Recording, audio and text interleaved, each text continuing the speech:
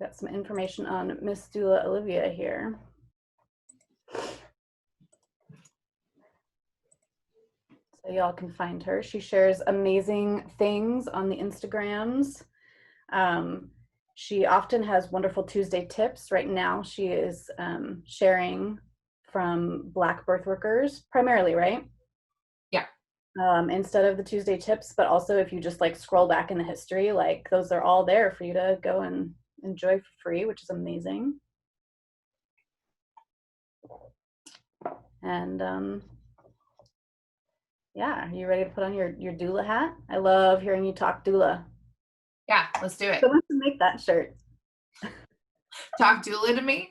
Yeah.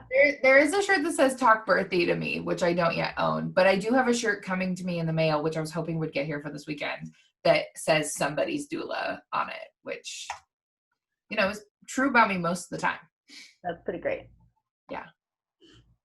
All right. Well, I am going to bow out and let you do your thing. Okay. Sounds good. Thank you.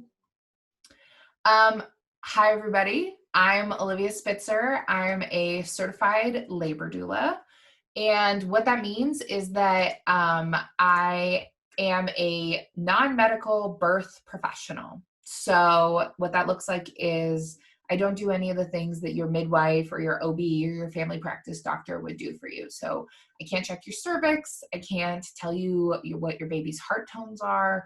But I do bring my own specific set of skills and knowledge to your birth experience. So what a labor doula does for you is I provide three main types of support. So physical, informational, and emotional. So let's talk about those. Physical support looks like hands-on or hands-off care. So hands-on care could be some massage for comfort techniques during your labor. Siobhan mentioned spinning babies. I am it's not certified, but I'm knowledgeable about spinning babies. I've taken the workshop, the training.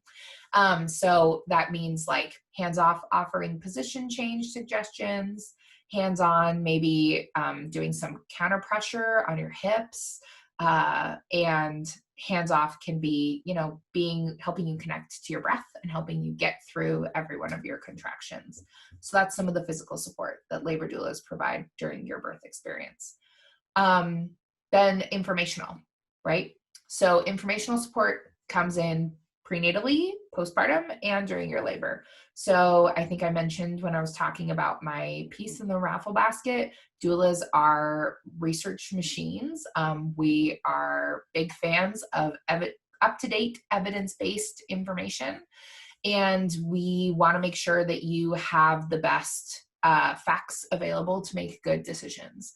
So that can be me researching for you some pain relief options and how they affect your baby. It could also be me. I had a client recently who wanted me to look into air purifiers because of COVID, and she wanted to try and purify the air in her house in case she did have somebody come and visit. And is that safe for your baby? Is it not? So that's part of the work that doulas do for you prenatally. In labor, part of our work is to ask questions. So some people have this idea of a labor doula as a vaginal Gandalf, almost being like, you shall not pass, don't touch her, them. But that's not the way that I see doula care. I see doula care as a piece of your team. So I'm not between you and your provider. I am a part of the team with you. And my job is to make sure that you get good information.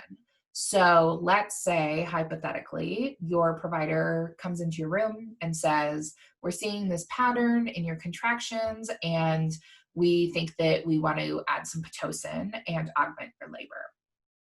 One of the things that I might ask is, how quickly do we need to make this decision? What's the timeline that we have here? Another question I might ask is, if they say no to this question, what is going to be your next suggestion? What's our next option? What's behind door number 2? So those are the kind of informational pieces that I provide during a labor, as well as just my general knowledge base. So being able to talk to you about, this is what this word means, this is what they're talking about, this is the ramifications that go along with this choice. And then there's the emotional piece, which I'm going to say includes like holding your hand and telling you you're doing a good job, which sounds silly when we're sitting here in our separate houses and you're listening to me talk about doula care, but is a huge part of the work. I'm a witness to a life-changing event for you. And that means that you can use me to process that life-changing event a week after it happens, a month after it happens. I just had a client who had a baby 3 years ago reach out to me and ask me if I could send her my notes on her labor. She was ready to think about it and talk about it. And that's huge. That is of so much value. So that's kind of the emotional support piece that I do. I want to talk also about doulas and partners. So I think there is this idea that doulas and partners kind of, their Venn diagrams overlap too much in the room. That like, if you've got a supportive partner, you don't necessarily need a doula. Or if you hire a doula, then your partner's going to be kind of locked out of the experience. That is 100% never the goal. I like to say that your partner knows you and I know birth, and together we'll make a good team.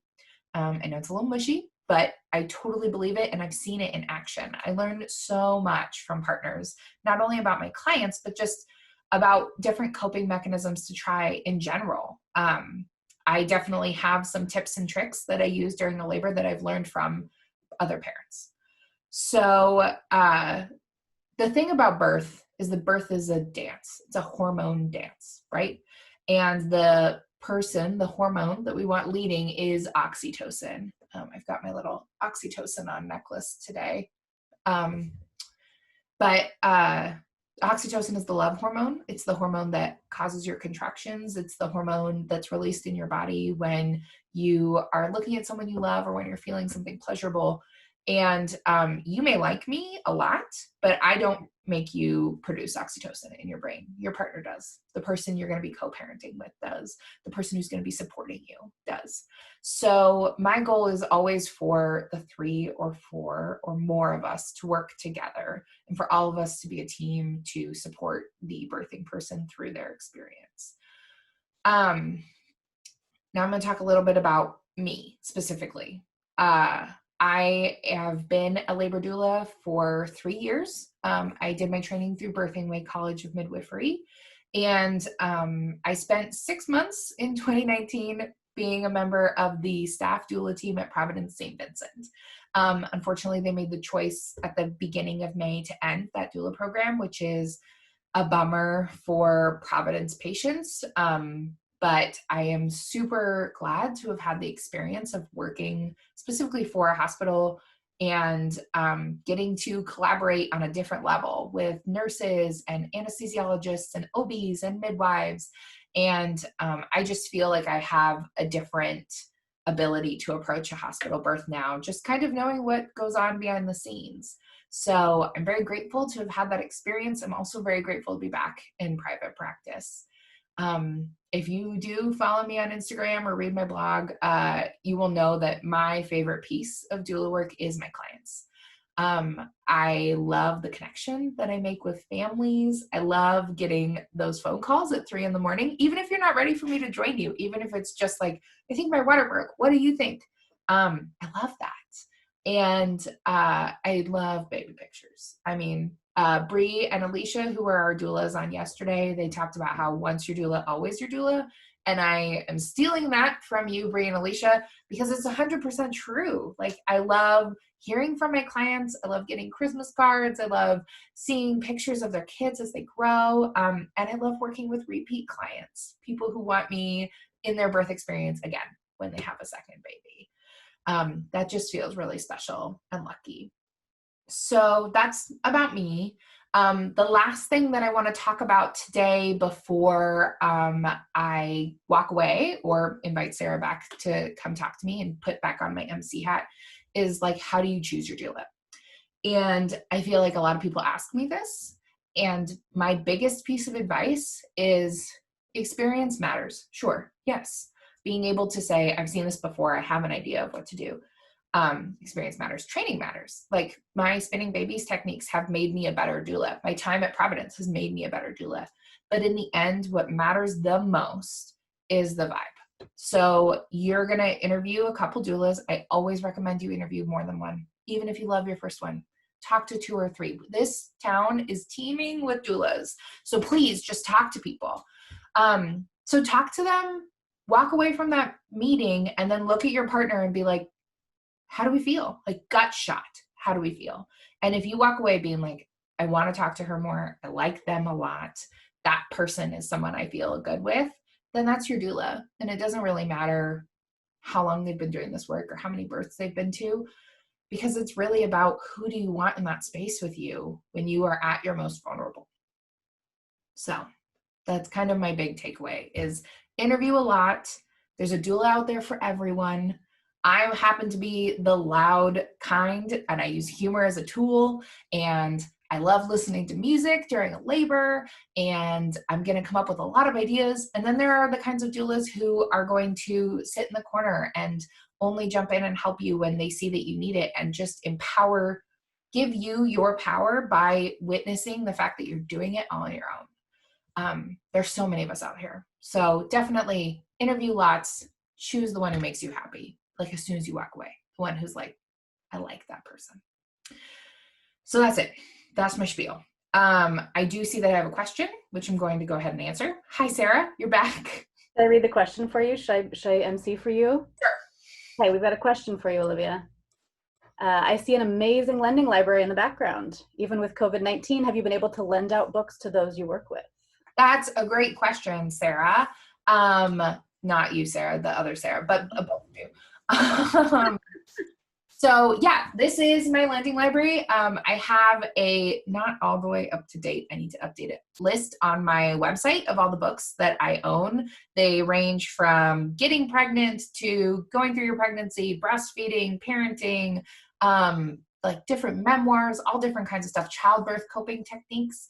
And if you work with me, if you were one of my, one of my clients, then you have access to all these, and I wipe them down, sterilize them, and I would just leave them on your porch and do a porch drop off for you to have access to those books. I do, if I have a minute, is it okay, Sarah, can I talk about virtual stuff and COVID stuff? Yeah, will you throw in there which hospitals are allowing doulas right now? Yes, that's what I want to talk about. Yes. Okay, so maybe you're pregnant, maybe you're due soon, and you're like, great, this dual care all sounds awesome. I can't have it. They're only allowing one person at my hospital. Couple things. One is almost every doula I know in town is providing virtual support, offering virtual support. So what that looks like is it could be text support, it could be on the phone, it could be like FaceTime. You could have them there with you your entire labor. You could text them the 3 times you have a question. It's totally up to you. And I think that this doula community is doing a great job being innovative and jumping in and filling needs where needs need to be filled. That's my first piece. My second piece is, where can you have a doula as of July 26th, 2020? All Providence hospitals are currently allowing labor doula support. And what I mean by that is Providence St. Vincent, Providence Portland, Providence Willamette Falls, and Providence Newburgh all are allowing doula support.